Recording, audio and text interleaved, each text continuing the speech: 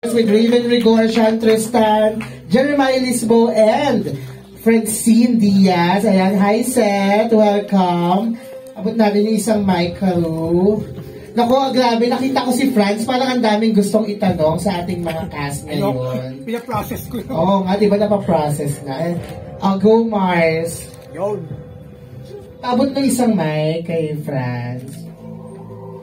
Pero syempre bumati ka muna, Seth, syempre sa ating mga kapamilya, vloggers, and influencers mo dito. Ayun po, hello po sa atin. Maraming salamat po. Pasensya na late. Yun po, sana po nag-enjoy po kayo dun sa pinanood po. Maraming salamat. Ayun, hello, good evening. I-expect ko naman yung tanong kanina, biglang ngayon, nung napanood ko na yung episode 6, biglang nag-iba yung trail of questions sa utak ko. Pina-process ko pa episode. Anyway, congratulations guys, it's been a great run.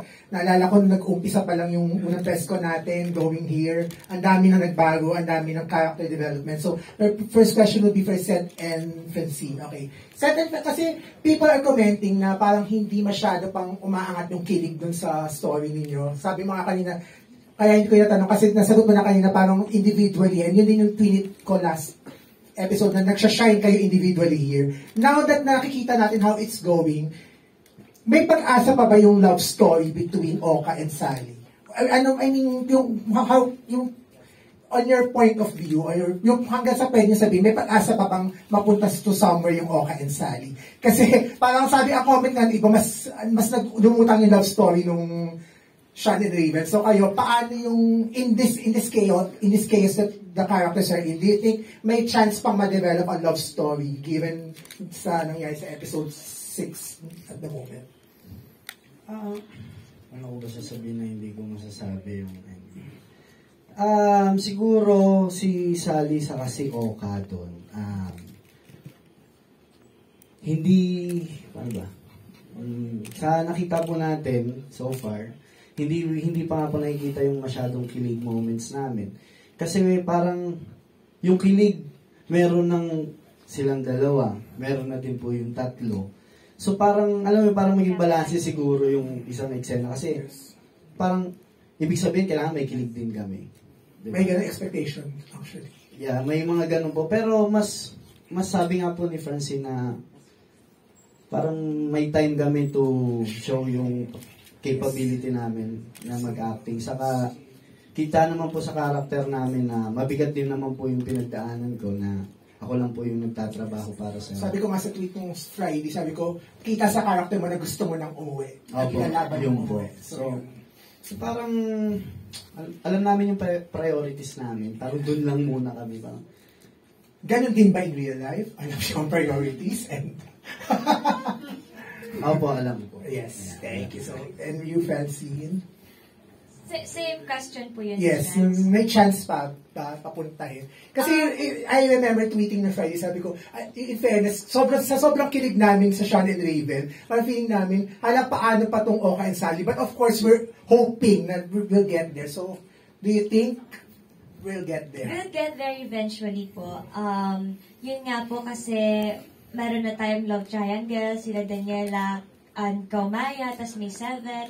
And parang kung idadagdag pa po kasi natin masyado yung kilig moments namin, mawawala na sa story. So yun nga po, kami yung siguro balance dun sa storya.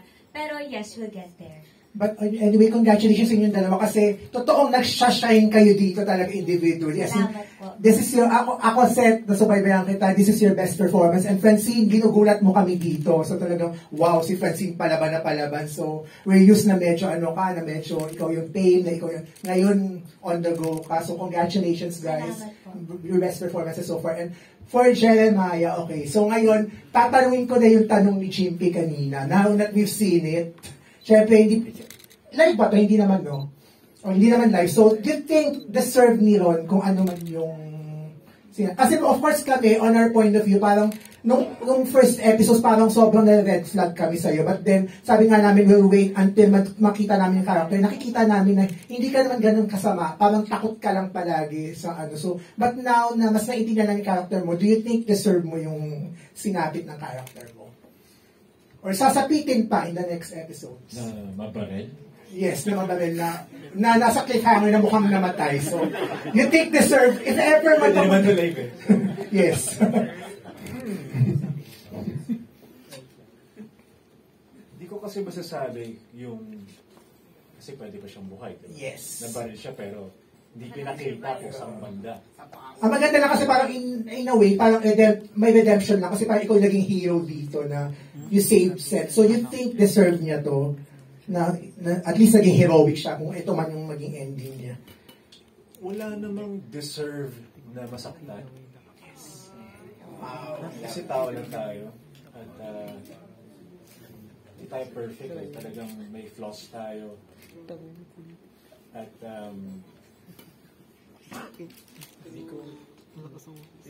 talaga eh. So you think on your personal point of view, hindi deserve din niya itong I mean, nagkamali siya, dami niyang mali. Siya ang pinakamalaking red flag dito, but you feel na hindi niya deserve.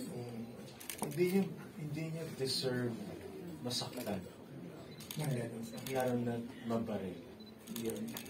Kasi, ano na yan eh, papunta ng kamatayan yung pag mabaril ka. Thank you. Actually, yung maganda sa episode na to, mas naintindihan namin si Miss Maylene and yung yung journey niya na parang ayaw niyang manakit, but kailangan ko i-ano yung family ko. And for Sean and Raven, of course, nanggagaling pa tayo sa episode 5 pa rin, carried over sa episode 6. Okay, kanina ito yung question ko sana, ngayon ibabato ko na. From the kasi technically nasa isla kayo, so talagang hindi talaga imposible magka-inlaban talaga yung mga characters ninyo dun eh, as Doc, Tony, and Jello. Kasi, ang sabi ko nga sa isang post ko na parang you answered each and everyone's needs sa story. My question is, from the point of view of Raven and Sean, Raven, what do you think na nakaka-inlove kay Jello? Kung ba't may in-love si Doc Tony sa kanya? And Sean, ano tingin mo meron kay Doc Tony na nakaka-inlove? Ayan ang pinakikili ko mga 7.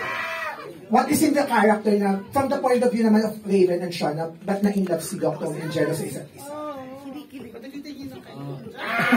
Grabe kayo. Ako, I think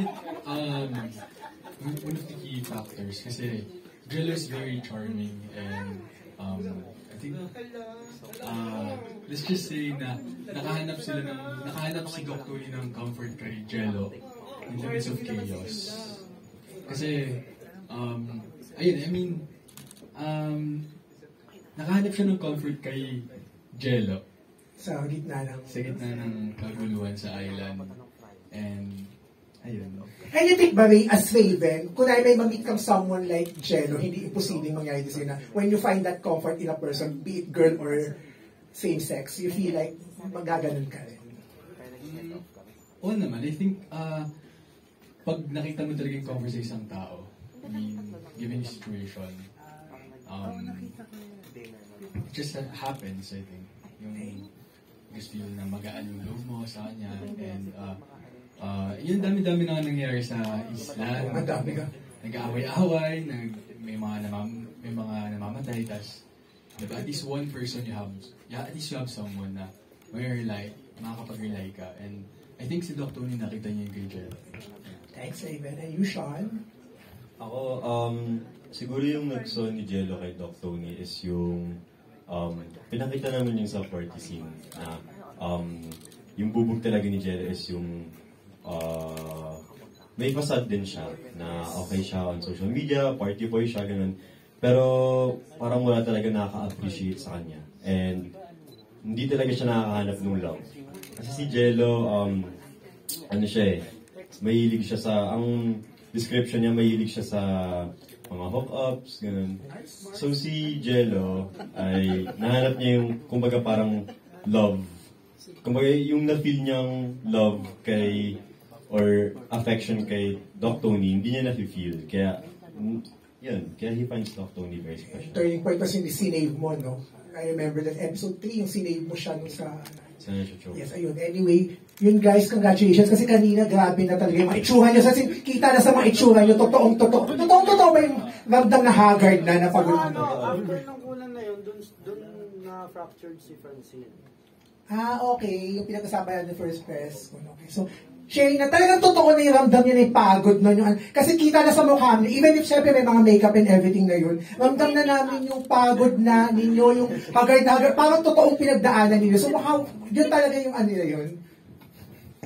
pinagdaanan po talaga po namin yun. Kaya nga po, nung i-ere na ang first episode ng Fracture, sobrang proud po kami at kinakabahan. Kasi nga po, talagang, kumbaga sinabuhay namin yung characters po namin. Kung ano yung storya, parang naging true to life. Kaya po, nakaka-proud po. Ako, sobrang proud ako sa kanilang lahat kasi nakita ko kung gaano nila pinaghirapan lahat at kung gaano nila tiniis yung init, yung pagod, lahat. May mabalian man, may masugatan, lahat po binigay namin. And we're proud of you guys. Congratulations. Salamat po. Great run. And sana mapanood pa ng mas marami to very soon. Thank you, guys. Thank you po.